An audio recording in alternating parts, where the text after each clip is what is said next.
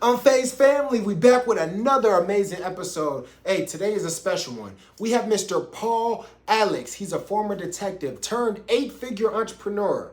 Eight-figure entrepreneur and the host of the Level Up podcast, the number one podcast in the United States. In just 5 years, this man has built three companies. Not one, not two, but three companies generating over $50 million. And his mission is to help everyday people build a life by design through simple businesses, simple systems, and leveling up 1% every day. He is definitely unfazed. This is the most unfazed we can get right now. It's going to be an amazing episode though, so make sure you guys stay until the end and catch all of the gems that he's going to drop, and definitely make sure you guys hit that subscribe button right now. No, like right now. Hit that subscribe button right now, then the episode going to start. I'm unfazed, I'm unfazed, yeah, I'm unfazed, I'm unfazed, yeah, I'm unfazed, I'm unfazed, yeah, finish stack this paper, I'm unfazed, yeah, finish stack this paper, I'm unfazed. Here we go, everybody. Here we go, everybody. Yes. It's going to be a big one today. Paul, can you hear me? I can hear you, brother. Yes, sir. Yes, sir. We got Mr. Paul Alex on the pod today. How you doing, man? I'm doing well, man. How about you? Man, I'm doing great, man. This is gonna be a big episode, man. I talked about it in one of my solo episodes before. Just kind of talked about the impact that the Dallas event that you had on me personally, because a lot of the people that were up there talking, and it was different because I've been to a lot of different events, and I feel like some of the events I go to, and I don't know if you did this intentionally, and I probably was intentional, but you're getting sold, or it's like, hey, come buy this, or this is what I'm getting sold. But everybody got up there and they were just giving gems after gem after gem. And then it was like you ended it, and it was like, oh, you're not even, well, they're not selling nothing. It was like, oh, this is like just giving value, man. So I think I definitely want to credit you on that. It was an amazing event you did out here in Dallas, man. No, I appreciate that, man. Yeah, it's those events. They take a lot of work. They're very draining, bro. So on top of doing that, we're running multiple businesses behind the scenes. Yeah. A lot of the people that I work with on my team, they go ahead, and it's really because of them, bro. I wouldn't be able to do those live events if it wasn't for them. We had 300 people at a venue that can hold up to 400. Ooh, It was insane, bro. It was insane. But we're looking forward now to doing Miami in December. Hopefully you can get yes. out there, bro. It's gonna be another showstopper for sure. Definitely, 100%, man. And one thing, the biggest thing that like I took away is like you were so genuine, like at the event, just being able to come up to you, open to having people come up there and talk to you and have conversations and give insights, everything you could, man. So I definitely appreciate that because on the outside looking in, like I'm coming in, I'm 26 years old, I play professional football, and I'm like, okay, you're someone. I think one of the biggest advices that I've gotten is like, don't take advice for people that are not where you want to be. You know what I mean? So I came into that building. I'm like, okay, you're somewhere that you're where I want to be. And for you to just be so open and genuine about that, I think I want to ask you like the first question overall, because I know my audience probably be getting introduced to you, but you have a huge fan base already. Did you come from money? No, no. I came from an immigrant family, dude. Like my mom is from Peru, which is in South America. Okay. Mm-hmm. My dad's from Mexico, from Chihuahua. He's a northern Mexican. I'm originally from California, from the Bay Area, originally from San Francisco. I transitioned to the East Bay when I was like 15. So I went to high school Mm-hmm. there. But my entire Mm-hmm. life, I've been working since 15 and a half, dude. My first job was Six Wow. Flags Marine World, making about $4 an hour. I used to have to pay Yeah. $2 on the toll. So realistically, the first hour that I would work there would be for $2. Yeah. But at the end of Wow. the day, dude, I've always been a worker bee, dude. Like that's like the core values that my mom instilled in me, man. Like she was a single mother for a very long time. Mm-hmm. She started off like as a housekeeper. I was a latchkey kid, Wow. and if what you guys don't know what a latchkey kid is, basically it's like when your parents can't afford a babysitter, and you Mm. basically are raised watching movies. And Wow. that was me, bro. Like I was a latchkey kid. That's the way I was raised. But going into basically working from a young age, I never asked a dollar from my parents. And the reason Mm. why is because I felt bad. I felt bad they worked so hard. They would be the type of parents that, they would be counting like their coins, bro, like their pennies, their nickels, Yeah. their dollars. And I appreciated everything that they did for me. I mean, they instilled hard work into me. But one thing I will tell you is that, like, once I hit 18 and I was actually able to go to these 18 and over nightclub events, that was Hmm. really my first taste in entrepreneurship. Because once I Mm. went to those parties and those events, I was exposed to a new environment. And when I was exposed to that new environment, I was just like, dude, how are these guys throwing these parties? And I was seeing like they were my age. And I was just, Yeah. there's nothing special about these guys. So, how are they doing it? So I had to Hmm. think outside the box. And I didn't realize that I was like more of a creative. I was more of a thinker, right? Because there's two different types Yeah. of entrepreneurs. There's what you could call a visionary type of entrepreneur that starts the fires, and they're the ones that have the great ideas and they can implement it, right? And then you Yeah. have your operators. Your operators are more of like the entrepreneurs. They're the ones that like to be like closed in an office and just get to work. They like to write the logistics and all that jazz, right? Yeah. And Yeah. you need those two types of people to work together to build something great. But for me, I'm more of a visionary guy. So back to the nightclub industry, I made, I had to work my way in, and the only value that I could provide at that time, I was like, I went up to the promoter one night, and I was like, look, man, I could take photos for you, digital photos, Okay. post them on MySpace. I'm aging myself, but MySpace, right? My- Yeah, dude. I mean, I was yeah. 18, so it was a long time ago. I'm 37 now. So Uh-huh. I was like, really? You'll do that? I was like, I'm not even going to charge you. I just want to get Wow. all your parties for free. Okay. Hmm. I wanted to see how they were doing it. So then Yeah. after a few, So that was your in to that, get to see everything. that Yeah. was my Okay. in. And with most people, here's the thing: most people, especially in the online space right now, I always get like hundreds of DMs asking me like, "Hey, how is it possible to break into entrepreneurship? How is it possible to Hmm. go ahead and actually start a business on my own?" And I tell them, Yeah. look, go ahead and get advice from someone that you want to work with, offer them Hmm. value, offer Yeah. to go work for them for free, offer them some Yeah. type of service for free. Don't go ahead expecting that someone who's already busy or has reached a level of success that you want to be at, they're going to get something for free, because in life nothing is free, right? Yeah, because I do feel like a lot of people get let down in that regard as well. Just like a lot of people I hang around with, like expecting that this person is here and this person's just going to give me something rather than giving that value. So I think that's huge, giving them some sort of value in return Yeah, yeah. So for their time. exactly. So when it gets down to it, I've always been the type of person like, hey, no one's ever gonna do anything for free. Hmm. That's just the way I saw the world, man. That's the way I was Yeah. raised. So I always Yeah. worked for everything that I had. So at that age, I was eventually able to transition and throw nightclubs. And I got to the after a year of doing that at age 19, dude.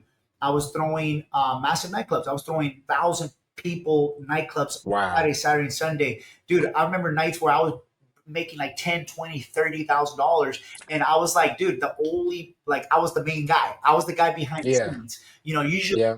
back in the day, especially during the nightclub era, I don't know how it is now, but you would see a bunch of guys passing out flyers and they would be considered the promoters. Hmm. I, Yeah.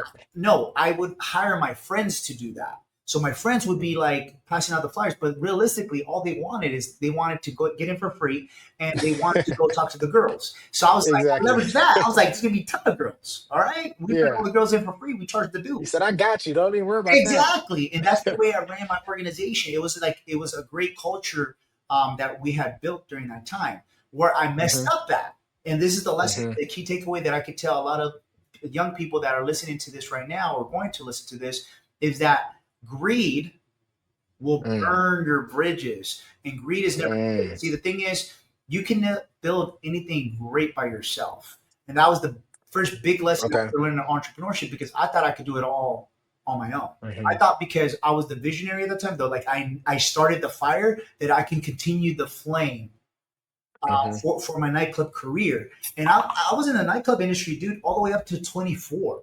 So I did it for a Ooh, very okay. long time. And that's a story that I do share, but I don't really dive into it. So Yeah. basically, a short story. At the age of 21, my mom got in my ear and was just like, "Get a real job."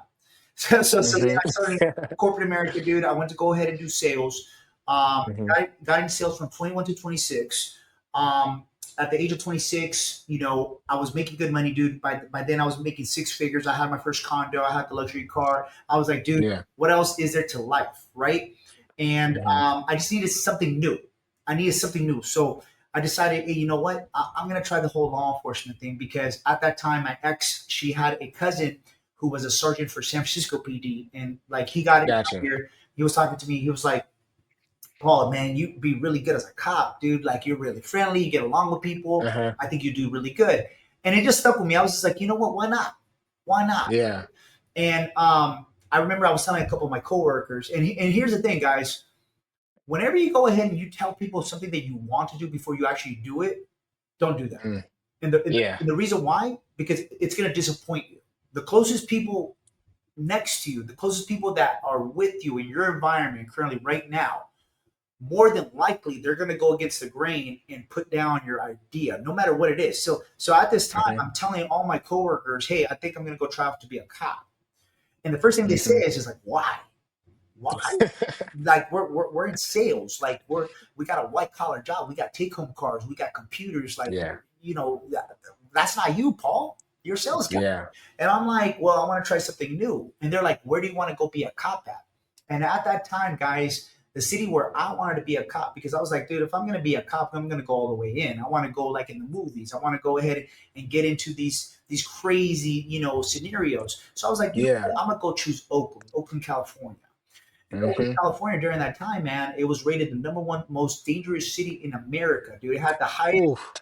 murder cap rate. Okay, so I remember my Wow. coworkers specifically going like, "You're crazy, dude. Why would you go ahead Mm-hmm. and want to work there out of all the places on top of being the cop? Man, nobody likes the police." And I was Yeah, like, "Oh, exactly. well, I got That's the main thing. that's the main thing, right?" Even I remember even my parents said that they're like, "No one likes the police. Like, what are you doing?" Right? Yeah. And I was like, I Yeah. don't know. I'm be honest, like I don't know. Like I'm just gonna go ahead and do it and try it because it's just the principle that I can do it. That's it. I Yeah. just wanted to prove that I can do it, right? Exactly. And that was my mentality. But when you think about it now, would a person really just jump into changing their careers? And then on top of that, going ahead and jumping into law enforcement, which is dangerous, jumping into a city that is as dangerous as Oakland, you're exposing yourself. Like Yeah. like you got to really think about that. What type of person would do that? Just like in a blink of an Mm-hmm. eye. So I already had that entrepreneurship spirit because in entrepreneurship, you got to take a lot of imperfect action, brother. Yes. You can't go ahead and just sit on an idea or have analysis paralysis or say, hey, I think I'm going to do this and then take years. No, that's not what makes you an Mm-hmm. entrepreneur. So the reason why That's big. I bring up that thought process because at a very young age, I already had that entrepreneurship spirit to take imperfect Mm-hmm. action without dwelling too much on the idea of change.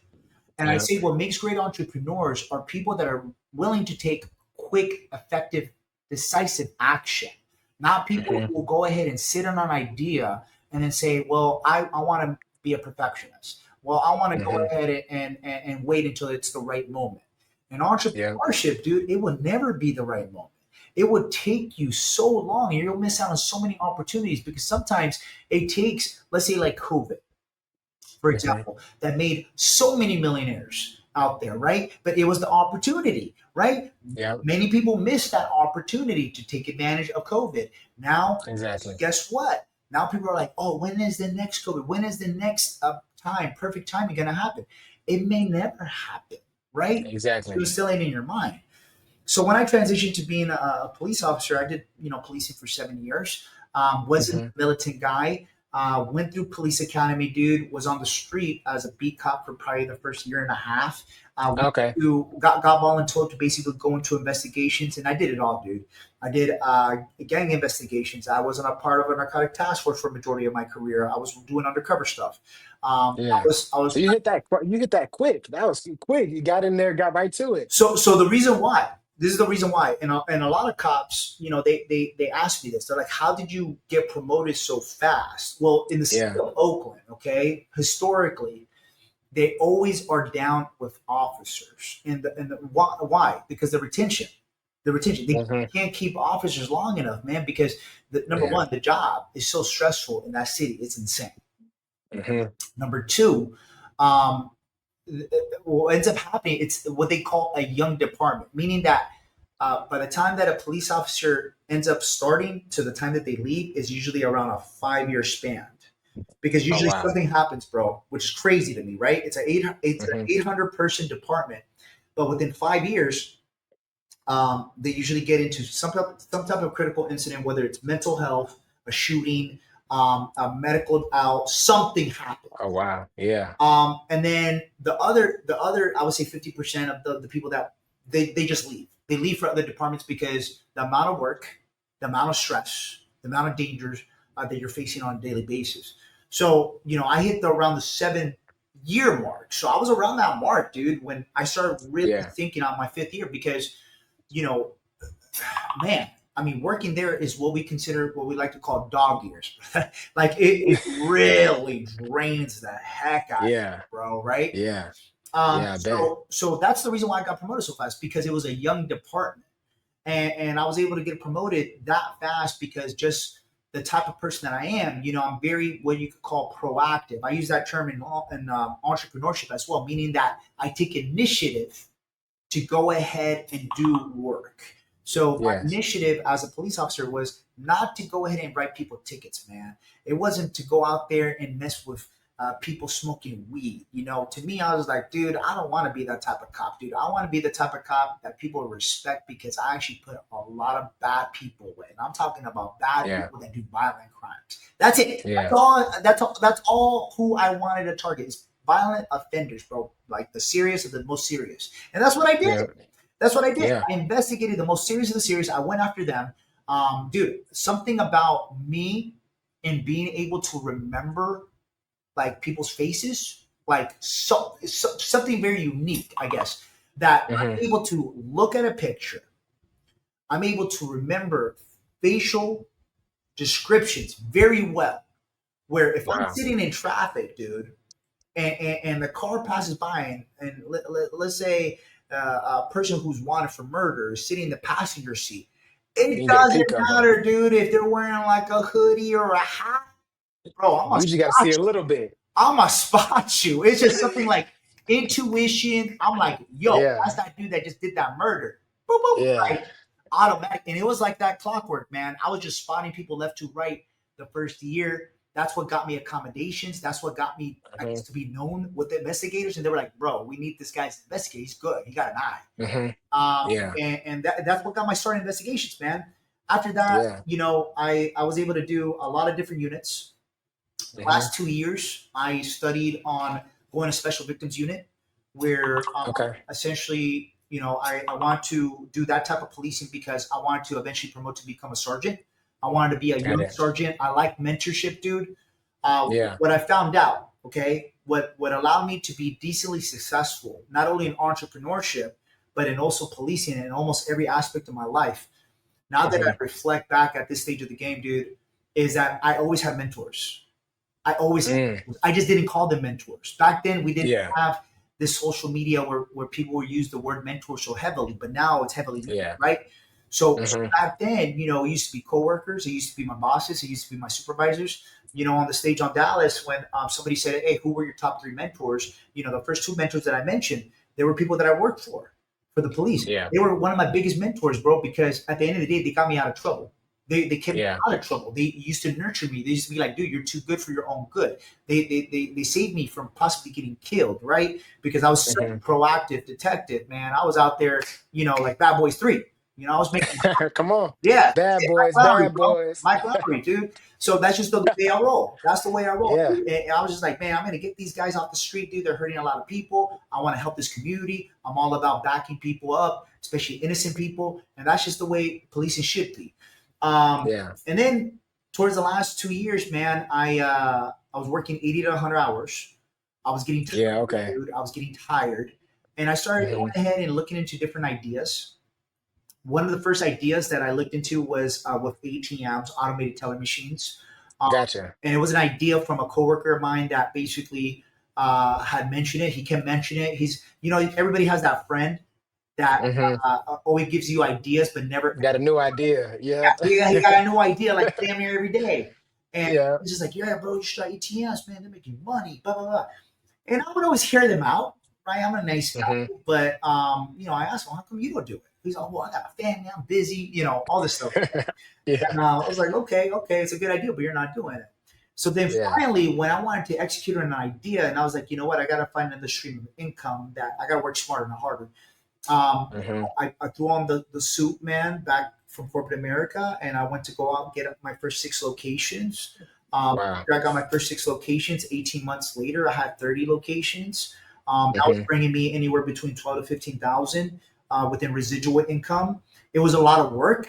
Yeah. Will I say it's worth it? Absolutely, because now I was essentially financially free at that time. Got you. Okay, after those 18 Got months, you. I was financially free because I was able to cover my bills. So the Mm-hmm. first milestone that I always tell people that are watching this right now is the first milestone that you want to do in business is number one, don't ever quit your main source of income. So don't quit your 9 to 5. For the people Mm-hmm. that say, hey, go all in, burn the boats and all that just, yes, burn the boats with any other business idea or concept that you have that takes time away from your Mm-hmm. side hustle that you want to use as your main source of income eventually. But in the meantime, you're able to still work a 9 to 5 and build your what's going to be your primary business in the future, but Got it. you work it at the same time, and that's exactly what I did. I did it for years. Okay. Yeah, and I think that's a misconception, Paul, because I feel like a lot of people, like you said, financially free, like financially free was like you had that thing that was giving you that residual income to cover the bills. A Mhm. lot of people think financially free is like, "Oh, I gotta be a millionaire. I gotta no, it's a lot. And I've reading this book. It was like it's like called like the fire method, but it was just something about like this lady, she helps people. Her name is like Jamila Wilson. She helps people understand how you can leave your job and retire early, basically with investing. Mhm. It's like you don't. It doesn't take that much. A No, lot of people think it takes this whole magical thing. That was a great point. no, it really doesn't. So when you look at it, and if you're able to tell somebody, look, your first milestone to cover your bills at that time, dude, it took me roughly about $6,500 to live Hmm. in the Bay Area. And this is covering my mortgage. This is covering my bill. Yeah, and you're in the Bay too, And the so Bay is I'm like, expensive, still, bro. It's yeah, expensive. So $6,500 in order to survive at that time and have the home that I wanted and all that jazz. But when you look at it from what's being promoted on the online space, when you look at it like what most people think is financial freedom, people think, oh, I need 20, 30, 40, $50,000 a month in order to be financially free. No, you don't. hmm No, you don't. no, not at You just all. need to know how to manage your money properly based on the level that you're at right now. Yes, And for me, I even tell my younger employees now, I've had younger employees make good wages, dude. And I'm talking about in the 10, 15, $20,000 a month for them being 21, 22. And I'm like, dude, like, you don't need more than just a place to sleep, some food, and that's it in your computer. And you're good to go, that's you're it. ready to rock, dude.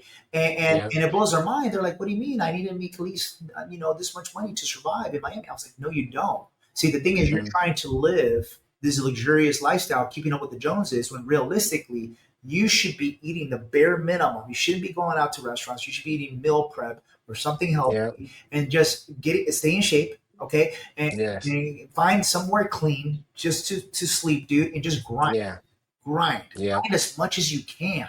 And then Hmm. once you go ahead and you're able to establish a nice nest egg by the time that you're 30, okay, cool. Now diversify that money, have other streams Hmm. of income, and then just grow from there. And then you can enjoy the fruits of your labor. But at the end of the day, guys, I mean, I understand, man. What's brainwashing a lot of people nowadays is the luxurious lifestyle they see on social media and they think they need it, but they really don't. I wasn't Yes. on social media for 8 years, man, so I wasn't hypnotized by it. Mm. You know, Yeah. the one thing that I knew is just like, okay, cool. I'm financially free. If I was to ever lose my job, I'm gonna be okay. And Be that's what okay. I wanted. I just wanted jobs. I wanted financial security in case something ever went south. I'm medically retired. I got fired for something stupid, something, right? You'll be good. I'd be good, man. And then COVID happens. So COVID happens. Yeah. At that time, I'm still pulling in my 9 to 5. I'm pulling in the ATM business, residual income, and now in April of 2020, I jumped back on Facebook because guess what? What else do we have to do? Right? It's COVID, Mm. so it's very limited to what we're able Exactly. to do. So we're able to stay in the inside. So you know what? I was just like, you know what? I'm going to go ahead into my old Facebook account. And I know probably a lot of people are like Facebook. It's people still use Facebook. Yes, people might still use Facebook. So We go on Facebook. I go on Facebook, and I start seeing an ad. Okay, I see an ad, and it's for a book called Digital Millionaire, and it's by an Mm, author named Dan Henry. Okay, then hmm. I see another ad, and it's for Russell Brunson. And Russell Yeah, Brunson big was one of my time. mentors last year. Okay, I would do one-on-one coaching with him and all the jazz. But yes, he runs a company called ClickFunnels, billion-dollar Yeah, company. I mean, he's massive. He's big like the time. Mr. Yeah, Miyagi of digital marketing, right? literally. Yeah. Yeah, he literally is. So I read those books, and to me those books were magic, bro. Like I just fell in love with the books. I was just like, dude, this is amazing. I don't know what it is about Hmm. these books, but I just resonated with them so much. You know, you ever read something, or you ever see a post, or you ever see a reel, or you ever watch a video where you resonated with so much, you're like, you can see yourself doing that All the time. all the time, right? So Yeah. so that's exactly what happened. Like when I would read the book, man, I'd be like, damn, I can picture myself doing this. So then like I inquired because at the end of the book, they're like, look, we have a program. If you want to learn more about digital marketing, go ahead and jump on call. So I ended up jumping on a call, and I remember on that call, it was to build basically an info product to build like a course, a program online. Got it. And when I jumped on the call, I remember I was working 18-hour days. I was tired, dude, so I was ready to go to sleep. And I Yeah. called the guy, and the guy's like, "Okay, what are you an expert in? What are you good at that you're able to teach other people in the online world to generate a digital business?" And I tell Mm, him, like, dude, to be honest, in the very beginning, I was like, I do two things. I'm a cop, and I also have a side hustle with ATMs. But what I really want to do is I want to teach aspiring people to become cops. And this is in mm. 2020, bro. And in Yeah. 2020, man, it's all bad for police. Like it's all bad. A couple critical Oh incidents yeah. happen, man, where cops messed up, and everybody gets the short end of the stick with that when you're the police, Yeah. wear the blue uniform, dude. So at that time, literally, like the public hated the police, and Yeah. even the guy, the consultant, he was just like, "Bro, it's not a good time to do that." Like they're like, Yeah. nah, like go try the ATM idea. It's a wrong business. Let's do the Yeah, other one. yeah. They're like, let me give you some advice. And I was like, okay. So then I was like, you really think the ATM thing will sell like that? And he was just like, we already got one client that's doing it, right? Mm, I think she went by the name of Carrie Buck at that time. So then okay. I was like, okay. I was like, all right, I'm gonna go all in, dude. Let's do it. So then I go ahead, and I remember putting on two credit cards. I put on two credit cards, and I told myself, I took extreme ownership that day, man. And I was just like, look, if I don't get this money back, if I don't make this $10,000 back off of this investment, it's on me. It's on no one Yeah. else. I'm not gonna say it was Yeah. him. I'm not gonna say this. I did my due diligence, dude. I read the books. I read the background of these guys. He has a lot of clients that it works for, so there ain't Yeah. nothing special. There ain't nothing Hmm. special. I was like, if they could do it, I could do it too. So then I went ahead and about the program, and that was April of 2020. Well, now I go through this transition on part of my journey where I call it 6 months of ups and downs, but it's basically called digital hell. Okay. Mm. And Digital hell. yeah, digital hell, man. And I go and I try to figure it out. Okay. Number one, Hmm. I'm not a selfie type of guy. Yeah. I didn't even know the internet like that. I didn't know social media like that. I didn't even know the concept they were talking about. So I had to like rewatch all these modules, hours and hours of modules, dude. Just Mm, back to back to back, trying to learn all this stuff, the mumbo jumbo that you learn in digital marketing. And then by I'm gonna say November of 2020, I make my first $1,000 selling a ATM info product. Okay, and that's it. It's mm. just info. So I make my Yeah. $1,000. I was like, okay, that's my first one. Cool. If I Yeah. can go ahead and keep growing this, all right, this will be massive. So then in December of 2020, I make my first 6,000. I'm like, okay, cool, we're growing, right? There we go. So Yeah. then I talked to two people, and I get this question all the time. They're like, especially at the Dallas event, people always say, hey, where can I go ahead and go to these business conferences where I can meet people to level up in my life? Like I need to meet more people, like-minded people like me, because my environment, okay, I don't have friends that are multimillionaires. I don't have people that are ambitious like me. Where can I go ahead and meet more people? I get this question all the time. And I tell people this. I was like, you got the internet, dude. You got the internet. You got Facebook groups now. You got school, Everything. SQL, you got everything. So there is YouTube. there, YouTube University. but more. It's just like a hub. where you're actually able to interact with people and meet Hmm. people and be like, hey, I'm Paul Alex from Miami or Puerto Rico or California. I'm in Yeah. credit card process. Gotcha. Who here would like to learn that, right? And you're able to just interact and mingle. And that's exactly what I did, dude.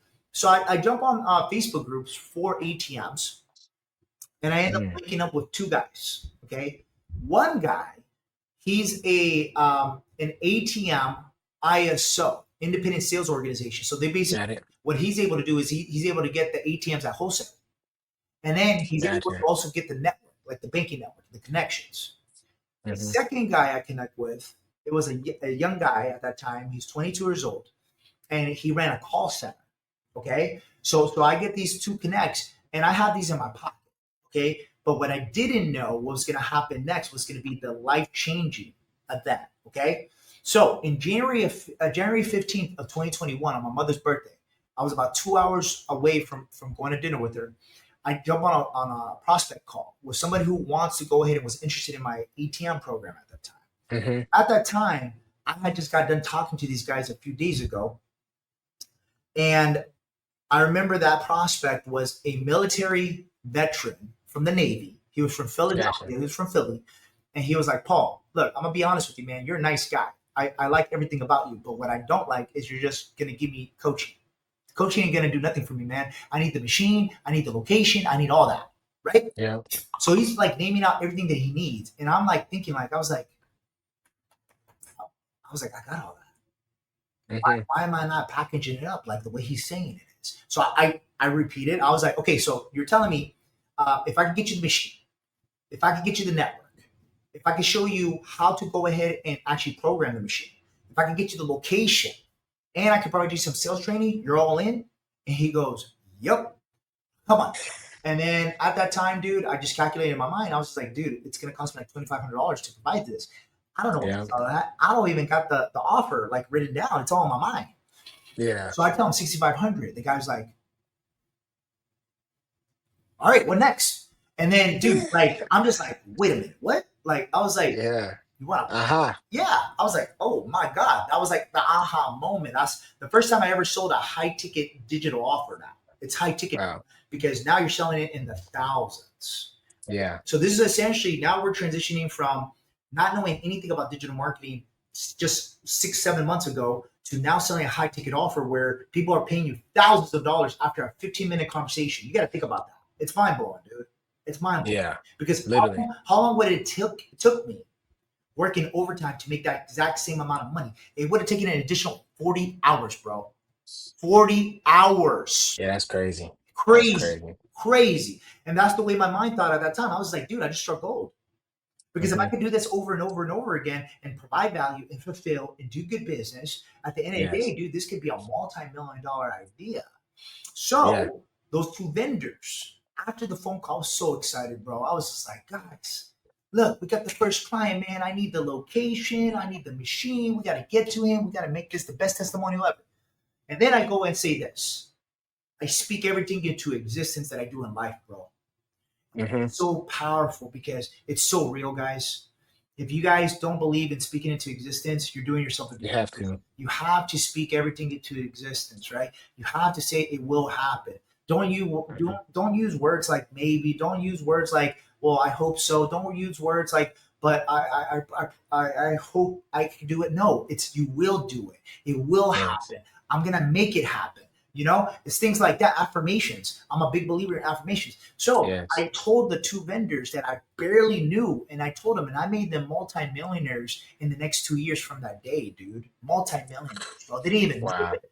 They didn't even know it. I They didn't didn't even know. But they went ahead and I told them, I was like, look, next month, I promise you guys I'm gonna get 30 clients.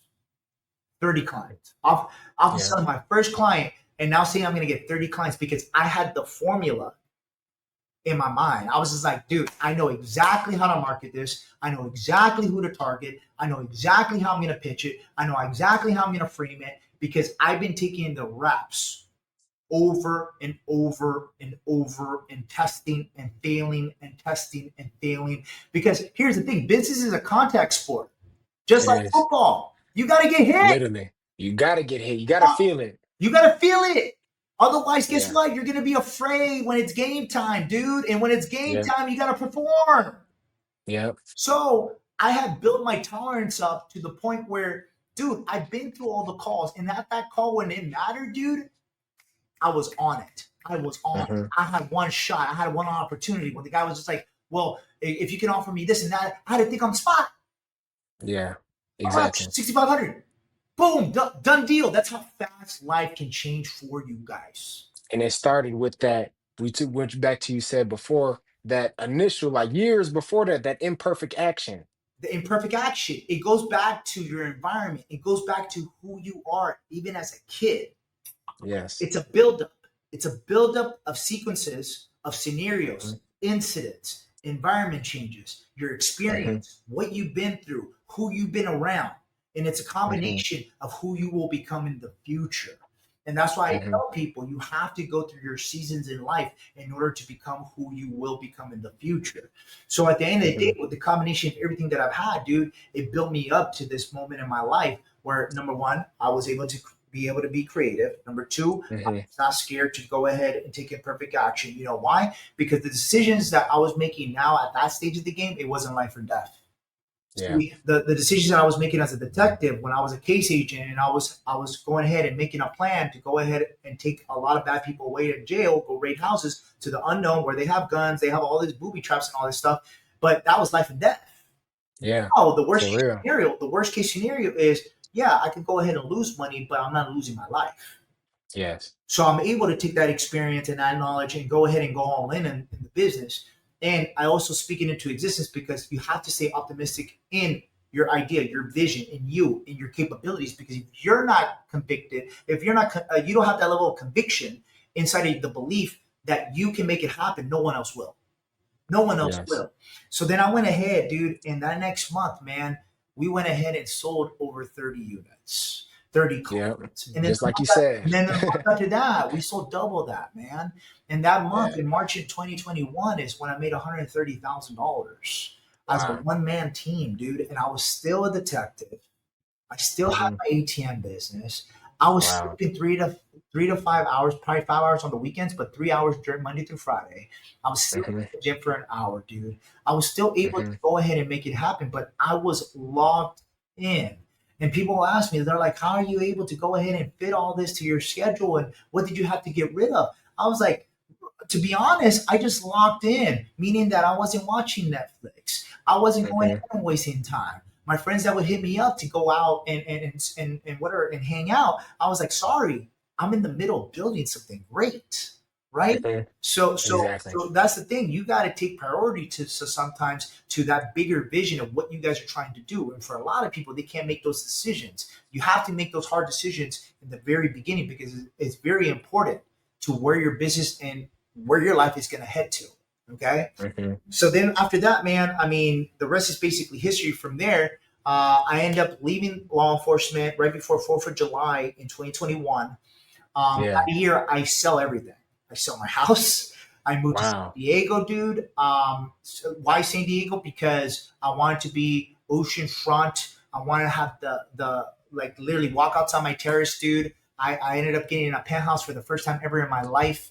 And Wow. just literally have the view of Coronado Island near San Diego, near beautiful ocean. I will wake up 5 a.m. with my morning coffee, dude. Literally like 2 months after I left the police, and I was just like, I can't believe I'm here, dude. I Hmm. cannot believe I'm here. I can't believe that I'm taking such a big risk. But it Hmm. was it was the best feeling in the world because Yeah. now I felt like I had no going back. I had no Hmm. choice but to make it work. And I told Yeah. that to everybody. I was like, I'm gonna make it work. I had friends tell me, they're like, hey dude, you can still come back. I had letters sent from the department saying, hey, we would want you to come back. No, dude. I Yeah. looked at that, I was like, I'm never coming back. I will Nah. never come back. Burn the boats. Burn the boats, dude. Now at that stage of the game, yes, burn the boats because guess what? Uh-huh. I had consistent cash flow coming in because of the processes and system that I knew worked. See, and I Hmm. was making 10x what I would make on a monthly basis. If anything, I had to Yeah. demolish my yearly salary in one single month. And if that's not enough social proof for you to leave, there's something wrong. Yeah. You have a There's something high wrong. There's an issue. expense if that's the case, right? But for me, man, I was able to go ahead and pay an entire year of rent because I rented the first year, Mhm. and I just wanted to go ahead and be in a different environment in Southern California where people were there to level up. So I Yeah. surrounded myself with a completely new audience. I was able to go ahead and push. I hired 2 employees that time to work for that first digital company, which was called ATM Together, and we built it to 2 million the first Nice. year. The following year, we did 18 million in 2022, and Mhm. going into 2023, that's when I met my mentors, Robson and John Sarabia. From Mhm. Paybotics, okay, they're out of Los Angeles, California. These guys have been in the payment processing game, credit card processing game for the past 22 years. They've done 9 figures, dude. They can retire. They were already retired basically when I met them. Yeah. Mhm. They were so excited about what I had built in the digital space with ATMs that they were like, dude, you could do the exact same thing with credit card processing. We can show you exactly how to do it. And Yeah. and you know what? At that time, I'm just like, dude, you know what? At first, I didn't want to do it. I was just like, you know what? I'm good. Like, I'm focusing on this. It's freaking growing. It's growing massively. I'm building my brand online. Like everything's going perfect. And then Mhm. they told me about what I like to call the path of least resistance in credit card Mhm. processing, which is actually saving small business owners 100% of their credit card fees. And if you guys are listening to this and you guys are not in credit card processing, the massive opportunity right now that we have with that is that the large banks, the large credit card companies, they do not have local agents every single state, every single town. This is where you come in because you can actually provide the value. People still like having that face to face interaction. People still like to go ahead and talk to people when Yeah. you're providing a service. So at the end of the day, what ends up happening is 2 things. When small businesses they go to the bank, they go ahead and they talk to a banker. The banker enrolls them into a, hey, do you need a free credit card terminal? Most small business owners don't know any better. They think they're getting a free credit card terminal, but on the back end, they're getting charged for the service. And Mhm. see, guys, the average rate that most business owners get charged for this service is 3% of the total volume going through the actual credit card machine. So let's say you take a liquor store that's doing $100,000 in volume on a monthly basis, 3%, that's $3,000. On a Yeah. 12-month span, dude, in a year, that's Oof. $36,000. Within Yeah. 2 years, that's over 70,000. Over 3 years, that's over 100 grand that you're able to Mhm. see small business owners, dude. But see, that's the thing. What you don't know is what you don't know. So how is a small business owner supposed to educate themselves if they don't know any better, right? They don't even look at the bills sometimes. They don't know that they Mhm. sign contracts, that the contracts have elevated from 3% to 4% to 5%.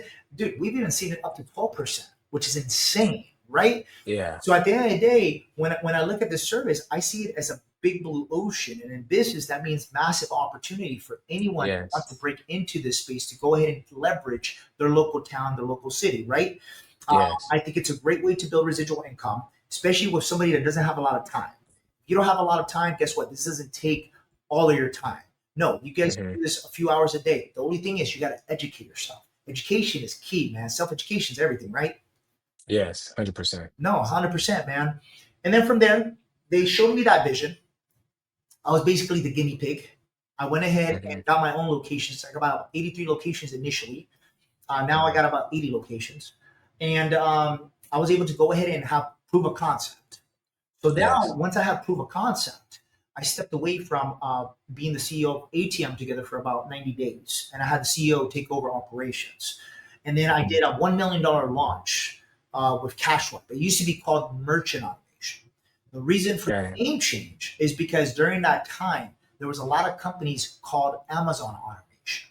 And I wanted to Mm. stay away from the bad name that a lot of those companies have portrayed with a lot of people. Just the word automation. People are like, "Oh, Yeah. automation! Is this a scam like Amazon?" I'm like, "No, we're far from a scam from Amazon, man. If anything, Yeah. we are more traditional. It's Yeah. proven. This has been around for decades. So at the end of the day, Yeah. when it comes down to it, it is one of the fastest growing platforms in the online space for anyone to go ahead and grow their Mhm. tangible credit card processing business because you can actually, it's a tangible item, dude. People Yeah. understand it. People trust it. Yes. The only thing that you need is the knowledge to go ahead and execute it in your town, in your city. So why not learn from people that have already been there and done that and gone through the trials and tribulations and skip that and just go straight into getting the information and executing it properly, right? Hmm. And then in the Wow. meantime, during all this, man, I know Hmm. it's a pretty long story, but in the meantime, during all No, no, yeah. okay, um, going into 2023, 2024, now we're a $21 million company, CashSwipe. So Wow. so we were able to build two eight-figure companies back to back. And in 2024, I launched basically like a passion project. Knowing that, like, I'm very, I just love being a creative. I love helping people with ideas. I help dozens and dozens of businesses, online businesses, actually scale their businesses by helping them with their branding, helping them extract, their story and be able to go ahead and Yeah. present that. And that's what I was gonna ask you too, like the importance of like with your story, the importance of brand in It's everything that huge. you It's do. everything. Yeah. It's everything. It's more important than actually the vehicle that you're providing. As long as you Mm. have some type of social proof that you know your vehicle works, no matter what the vehicle is. And I'm telling you right now, man, I've met multimillionaires that have sold companies for almost nine figures that started off with a mop and a bucket, cleaning companies. Okay, Wow. that they invested $100, and 10 years later they're able to sell it for nine figures, bro. And that's the power of going ahead and taking imperfect action. But then also in the online space, I think building a personal brand is everything, because Everything. people majority of the time they're going to do business with you because it's you, and Hmm. no one can take away your story. So whenever you guys get someone saying like, "Hey, what makes you special?" Right? All you got to say is me, like my story. Ain't nobody gonna Yeah. live like me. No one has my background. No one has my mannerisms. No one can talk like me. So at the end of the day, I am who makes the company unique because I'm the face of it. Yeah. And I seen your interview, I believe it was with EYL Mhm. and those guys, and you talked about like the $1 million story. It's huge. It's Yeah. huge, bro. Every single one of you guys have $1 million story, and even though Yes. you haven't hit that pinnacle of $1 million yet, at the end of the day, you can and you will. But you Hmm. gotta write that journey. The journey is Yes. everything because that's what people buy into. When people go ahead, how did you get into this? And they hear Hmm. a story like how I'm telling now, dude. Number one, it's a story that anybody can resonate with. Number two, Hmm. people can see themselves going through that transition, especially when you talk Yes. about it and you talk And about that's huge. the trials and They can resonate. tribulations. Yeah, and how almost things didn't work out, and then your thought process, right? When you go ahead and you articulate yourself like that, and you tell your story, and you tell it with the passion because you've been through it, people, dude, they buy into that all day, every day. Hmm. It's what directors do in movies. How can they portray some of the best movies out there? Because they're able to story tell. The Hmm. storyteller is the one that controls the narrative in the room, dude. So I'd rather be the storyteller than be the person listening to the story, right? And you Mm. guys got to create your own story. That's what I Yeah. call the $1 million story. When I went on Earn Your Leisure, it's one thing that I tell anybody breaking into the online space. You want to sit down. You want to sit down and you actually want to write out your story from where you started that specific industry, that niche, whatever it is that you are trying to offer in the online space. And right from that point that you discovered it, what you went through as a beginner, and then where you're at now. And just Hmm. went ahead and adding on to it as you go through your journey, because my journey doesn't end now, dude. It doesn't end right now. No. No, I'm still building it. Yeah. Since then, since I built ATM Together CashSwipe, and I did a third company, New American Dream, I built a podcast myself, right? And that Yeah. podcast, I'll tell you right now, I'm completely green, dude. I didn't have, all the fancy stuff. I just started literally with the mic, and I was just like, dude, we're gonna call this the Level Up, and that's Level the way up. we're gonna roll, right? I remember my engineer at that time. He's just like, dude, like, there's so many level ups. Like, you don't want to change it to something more unique. And I was just like, nah, man, because it's the Level Up with Paul Alex. That's what makes it different, right? But Yeah. it's having that belief that, like, I wanted to make it my style. So the way that I was able to make it different, okay? Back in 2017, I used to listen to this podcast by a guy named Ryan Stewman. They used to call him Hmm. a hardcore closer. Okay, he had a Mm. podcast called The Rewire. So essentially, Mm. the essence behind it, the background behind it is we're going to rewire your mind in a couple minutes. So he would have about 5 minute segments on how to Yeah. rewire your mind, motivational, self-help, all that jazz. And I remember, dude, I used to listen to like 7, 10 of those podcast episodes a day, going to work and then going back home. And I Yeah. was like, in my mind, I was like, dude, I'm gonna take this concept. I'm gonna go ahead and like go with what I know.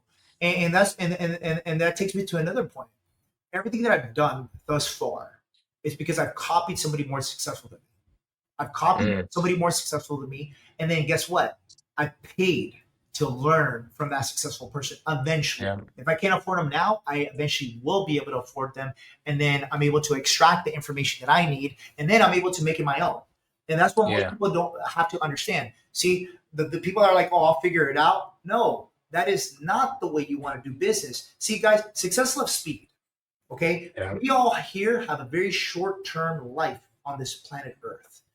The Mhm. goal of life, every single one of us will hit 7, 8, 9 figure, whatever it is. But see, your goal right now is to hit it as fast as possible. So you're able to enjoy what you can with the money because the money is a tool. That's all it is, dude. That's I'm it. telling you right now, with any single one of you guys that earn that pinnacle in your life of whatever it is your milestone. Whatever it is that Yeah. you thinking right now in your head, I want to hit 10 million.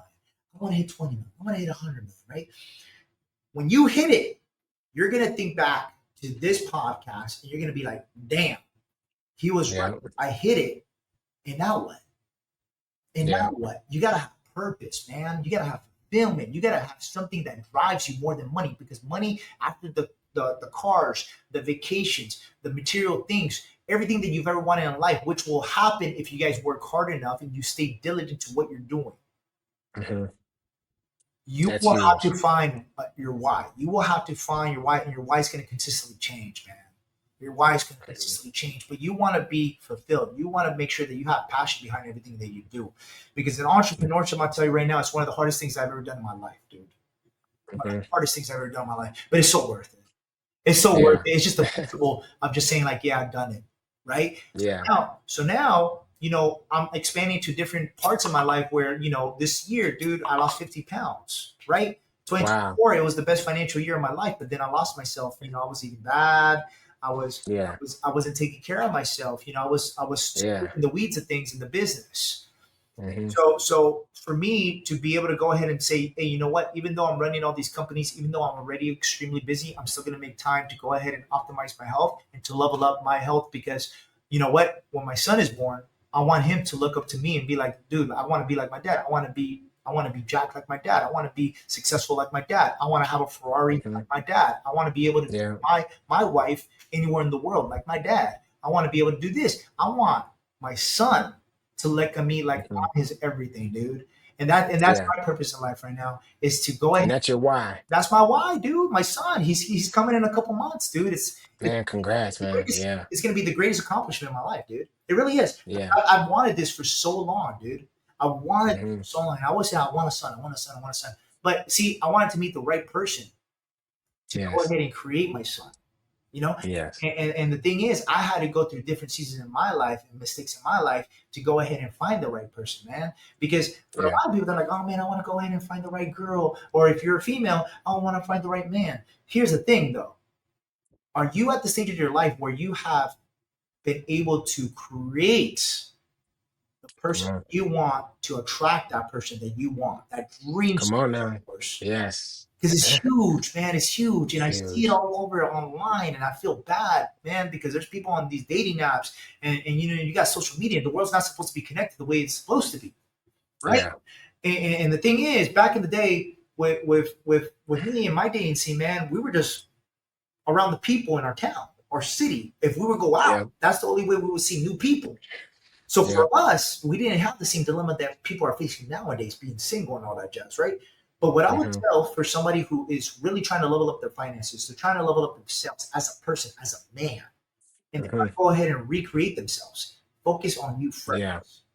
Focus on you That's first. big. Level up yourself as much as possible. And then when you're at the pinnacle of the best version of yourself, I'm telling you, you will attract your dream spouse. It Hmm. happens. It happens to every successful person I have ever met. It's happened to all my friends that have leveled up their finances, that have leveled up their health, that have leveled up the type of person that they are by leading that by example, and then they attract the person that they want before they even know it, dude. They're not even looking. Yeah. And speaking on that, like you're talking about actually leveling up yourself. I remember at the event here, like one of the questions I asked you, what did you need to give up? What did you need to sacrifice in Mhm. order to get to the $50 million, or to get to the point where, like you said, you're chasing your why, you're doing passion projects, to get everything that you've done? Like, I asked you that question, you got emotional Yeah, during that bro. time. Yeah, And I want to tell you too, like I've just been watching a lot of your stuff as well, man. And I told my girl at the, like as soon as I got back home, I'm like, I asked him this question, and the first thing he said, it was like a movie to me because yeah. he said everything, Everything, bro. Yeah, literally. It everything. hit home, bro, because I had to give up relationships. I had to give up Mm, my ex. I had to give up hmm. like family, bro. Like Yeah. cousins that like I used to hang out with when I was in my 20s. I used to go to the club with, and I used to go to the ball games with, dude. That we were like considered like brothers and shit. Like I had to give up Hmm. so many people, dude, because I knew they wouldn't fit my agenda in the future because Hmm. trying to level up themselves, man. And when you're around people that want to stay in that level of comfort, I call it the force of average, bro. When they want to stay Hmm. average and you are trying to be the best version of yourself, there is no room for a lot of people on the top, man. You can try to pull as many people as possible, but eventually they're just gonna drain you, dude. They're gonna Yeah. drain you. And as you get older, man, you just start realizing some things. It's like you see why people do certain things, man. Like I'm like I feel like I'm a good person, man. Like I have a big heart, dude. Like I give my shirt off my back for anybody, man. And I'm willing to Hmm. go off the bat. I got people six when they come and they work with me, and whoever I meet, I build relationships. I'm a connector. Okay, I'm a Hmm. master communicator. But when it comes down to seeing how people move, I can spot them quick, man. I can Hmm. spot a entrepreneur versus somebody who wants it. You got to have that dog inside of you, just like what Eric You Thomas ET says, man. You got to have that dog inside of you, and you got to gotta have that want it dog in you. so bad, bro. You want it. You're gonna want to have it so bad, as bad as you can breathe, basically. Right? His saying. You gotta want it. You Yep. gotta want it that bad, man. Come And, on. dude, I used to And listen to it all literally, the time, and it's so real because it would hit me in the heart, dude. It would hit me in the yes. heart. I'd be like, damn, like that's so good, but it's so true. It's just like, why Hmm. am I busting my butt? And my ex girl, she ain't working hard, dude. Why is she not being supported? Why isn't she Hmm. going ahead and backing me up when I'm saying like, hey, I got to do this, I got to do that. Can you take care of this? Well, I can't because I got to go hang out with the girls. Dude, you start really seeing through people for who they are, man. So when you ask me that, man, it had to be a combination of just me really reflecting my entire Hmm. past, dude, at that moment, right? And I don't know what it was. It might have been a long day, but it was a A great question. little bit of both. It was a great question because my wife was watching from California, and she was just like, "Damn." Oh She's wow. like, she said she cried because she knows Hmm. the sacrifice that I do every day, dude. Like I Hmm. literally like I sacrifice everything for my tribe. I sacrifice everything Hmm. for my family, and that's the way it should be. I'm a servant leader. I know Hmm. what motivates people, man. I know what it takes to go ahead and build something great. Yeah. Even though you may not see the reward right now, but you know it's going to work out because you're just chipping away, man. And for Hmm. most people, you got to remember, man, it's not just because you haven't hit that first million, just because you haven't hit that first $100,000 doesn't mean that you're not making progression. To me, Hmm. to me, as long as I made my first dollar in whatever it is that I'm doing, I've already done a lot more than what most will ever do because in business, it is very hard. It is Yeah. very, very hard. And for a lot of people, even taking the first step is hard. Making Yeah. the conscious decision to go ahead and say, hey, I'm going to invest in an LLC. I'm going to open that business Hmm. account. I'm going to go ahead and invest in a mentor. I'm going to go ahead and invest Hmm. in actually setting up a shop. I'm going to go ahead and invest in myself on a computer to go ahead and learn, right? So Hmm. many people, they have to think about that. But if you were to tell them, Yeah. hey, you can go on this vacation for $5,000. You know how quick people are to Quick. really? Oh man, it's a steal. Oh, no, I'm gonna save up. I'll have it in 2 months. They'll have a plan. They'll have a calendar. They'll buy a whiteboard. They Yeah. go ahead and save for that vacation. Yeah. But when you tell them to go Yeah. buy a whiteboard to write down their deliverable or to their to do list on a daily basis, they're gonna be like, "What? What is that?" Yeah. Come Where on, are priorities at? Yeah. priorities. And it Yeah. really dials into your environment, brother. It dials Yeah. into who you are around. How are the group of people that you are hanging around with? How are they moving? Are you Yep. competing? Are Yep. you saying like, "Hey, man, like I gotta get richer than my boy, Hugh. I gotta get richer Yeah. than my boy Brandon. I gotta get richer Yeah. than my boy Jay. I gotta get richer than him." Yeah. Right? That should be what you guys talk about. It's just like, yo, Hmm. what are you guys doing? What's your move? Oh, I mean, what, what idea is this? Oh, dude, you're trying this latest AI venture. Man, what do you think Hmm. about the stocks that's going on? What do you think about the crypto integrations that's happening right now? What do you think about the markets? Those are the conversations with the type of people that you want to be around with, not people that are talking Hmm. about. And this is not to bash no one, man, but Yeah. talking about Netflix or talking about you know, Netflix, the drama in the world, all the drama and all that jazz, man. That ain't gonna do nothing for you. That's just what it nah. is, right? That's not gonna do Hmm. nothing for you. And here's the biggest needle mover: if you feel that the people who are closest next to you, okay, are the ones holding you down, then you got to analyze this. There is something Hmm. I like to call loving them from afar. Hmm. It's okay. It doesn't mean that you're heartless. You Yes. can still consider people family. You can still love them, but there's something from just separating yourself and spending less time with them. That's Hmm. it. When you have that time to go ahead and really spend time with them, cool, go ahead and do it. But it doesn't mean taking all your time to go ahead and make somebody else feel better about their situation. No, you Hmm. got to take care of yourself first in order for you to You lift have to. people up, man. Yeah, it's true. Yeah. And for me in my situation as well, like a lot of people that listen to this are in similar situations. And I heard you talk about this, I believe on the podcast as well. But for me, I'm 26 years old. I'm playing professional football, and like a lot of times, it's like, dang, when I'm not in season. I'm not getting paid. You know what I mean? I only get paid for that and still working my way up. But I'm at a position now where like my back is against the wall. Like I have a mother who is sick. She has a rare autoimmune disease. I have a girl who's like doesn't she's working hard, but she doesn't love her job. I have family that just need things, and it's that time for me to take it to the next level. So I've been in that mindset. That's why a lot of the things that you're saying now, and I know everyone's gonna connect with that, listen to this, but me specifically, like I really resonate with every single thing you're saying because man, I'm gonna be honest, like I can't go another day, another year, another two, whatever it is, without being able to help the people closest to me. It's hard, man. It's hard, and It's tough.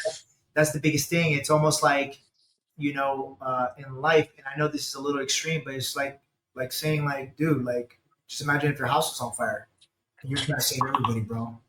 Hmm. Pressure. It's a lot of pressure, dude. And I understand Yeah. the pressure, man. Mhm.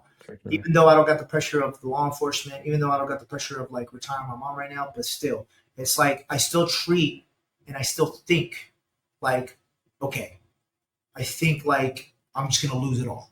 That's it. I keep that Mhm. mindset, dude. And the reason why I keep that mindset because I need pressure. I'm only Yes. able to perform based on pressure. I found that in myself. I know exactly who I am, dude. I'm the type of guy that I need pressure in order to perform. Yes. If I have no pressure, I will not perform good. That's just what it is. And Yeah. when I get mentees that come and do business with me, and they work one on one with me, I give them pressure. I give them hard Hmm. deadlines. I give them Yeah. assignments. I tell them like, "Yo, you got to do this now because if you Now. don't, then I mean, you're just wasting your time." Right? Yeah. And that's what I gotta tell everybody. It's just like you gotta have hard deadlines for certain milestones that you want, and you gotta ask yourself, "Man, I gotta hit them."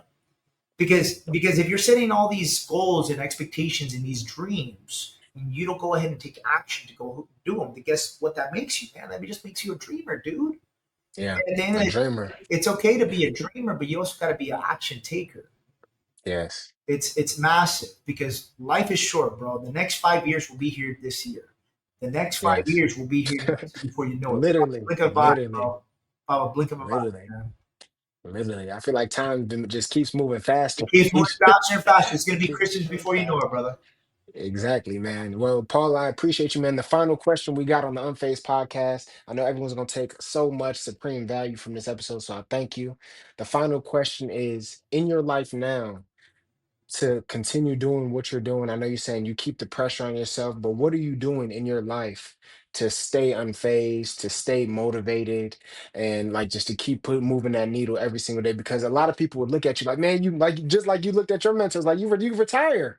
Like, why don't you just retire? You're good. You did it all. But what do you do to stay unfazed and to keep going and stay motivated? Man, my family, man, my family. You Yeah. got you. Like I said, the why is always going to change, and that's okay, Hmm. right? Yeah. Initially, when I first got into entrepreneurship with ATMs, I wanted to go ahead and be able to cut my mom a check. That's it. Hmm. I was like, Mom, I want to retire, right?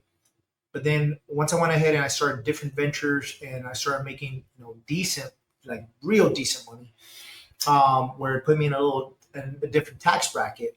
And I was able to retire Hmm. my mom, and I was able to not only retire her, but I was able to take care of my sisters. I was able to take care of my dad, my stepdad, who was on dialysis. When I was able to go ahead and what I Hmm. like to call live life by design, now my why had to change because I had already accomplished my why of why I was pushing so hard to break out of what I like to people call the matrix, right?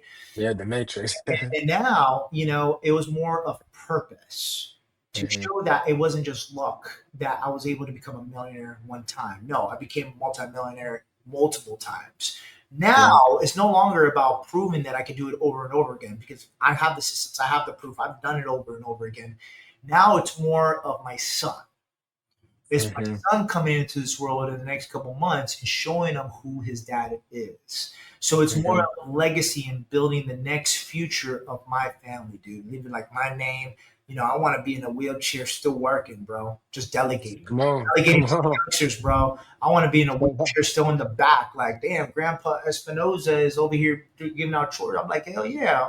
I'm still Yeah. on stage, dude, making it happen, right? That's just the way Yeah. that's the way I'm built, man. That's my mentality. I've been a servant leader. I love to go ahead and empower a lot of folks out there, and the power of speech, the power of storytelling, the power of inspiring and influencing. That's a lot of what great Yeah. business leaders have, man. And I want to continue Yes. to build that for myself. I want to continue to go ahead and actually encourage more young folks like yourself to go ahead and go all out, dude. Go all in, burn the bullets, go make it happen for yourself. Why not you? Why Why not not? you? Because everybody else that's done it, dude, they're nothing special, man. They're all human. They Hmm. all bleed. They all have dreams. They all have fears, man. But guess what? The people that have successfully made it is that they just took the risk. Yeah. That's it. You just need to be right one time, man. And that's what I tell That's people. it. Once you're right one time, dude, the whole world changes so fast for you. Hmm. The whole world's going to change so fast, but you're going to have to make sacrifices, and you're going to have Yeah. to make those right decisions to be in the right environment with the right people when it does happen. Yeah. 100%. 100%, Alex, man. Paul, I appreciate you, man. That means a lot. That means a lot, man. And let them know where they can find you. I'm gonna put it all in the description, but where can they find you at? Yeah, guys, you guys can reach out to me on Instagram. That's going to be Paul Alex. And then also check out one of our portfolio companies, CashSwipe. It's a credit card Mhm. processing company, fintech platform that helps beginners start their own credit card processing business anywhere in the United States. Yes, and you got the podcast, Level Up with Paul Alex. Make sure y'all go check that out. That's right. The Level Up with Paul Alex. We're a self help podcast, guys. So if you need about 3 to 5 minutes of motivation on a daily basis, we are here for you and we're here to level you up. Yes, sir. Appreciate you, Paul, man. Everybody stay unfazed. We out of here, man. I'm unfazed, yeah.